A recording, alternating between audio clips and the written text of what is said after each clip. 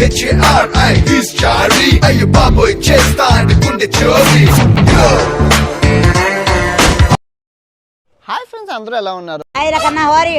మన టాలీవుడ్ బెట్టింగ్ టాలీవుడ్ అయిపోయింది అనమాట. అటనా నాకు తెలియదే. ఈ క్రమశిక్షణ లేని టాలీవుడ్ ని క్రమశిక్షణలో పెట్టడానికి ప్రపంచవ్యాప్తంగా నాన్ వెస్ట్ వచ్చారు. దొంగ ఎవడో చూసుకుందాం.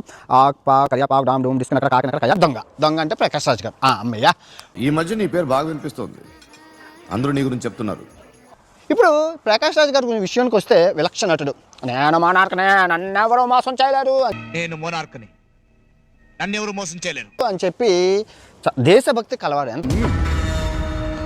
లోపల నా ఈగో హర్ట్ అవుద్ది.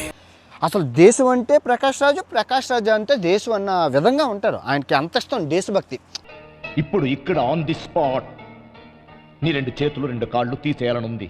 ఇప్పుడు క్రమశిక్షణకి మారిపోయిన పేరైన యాక్షన్ కింగ్ మోహన్ బాబు గారు, సుపిత్రకారు అతను, మన శుద్ధపోత, మన మంచు లక్ష్మక్క. అంటే క్రమశిక్షణ కలిగిన మోహన్ బాబు గారు, సుపిత్రకారు అతను బెట్టింగ్ యాప్ చేసింది. ఎవరమ్మా నువ్వు? నా కూతురు అన్నయ్య. నన్ను గురించి చెప్పారు, నన్ను ప్యాషన్ ఆడిసి డబ్బులు సంపాదించుకోవాలి, నన్ను కూడా మీరు అందరూ క్వశ్చన్ రమేష్ కేసు అని చెప్పారనమాట. నాకు అర్థం కాలేదు సార్.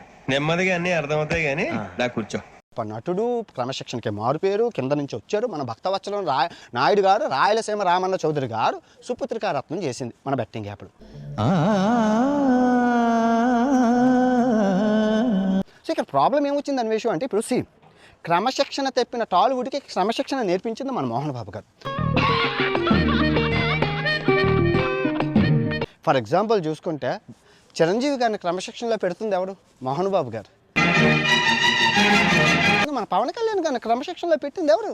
మోహన్ బాబు గారు. అందరికీ భయం, కానీ బాలయ్య బాబు గారిని క్రమశిక్షణలో పెట్టింది ఎవరు? మోహన్ బాబు గారు.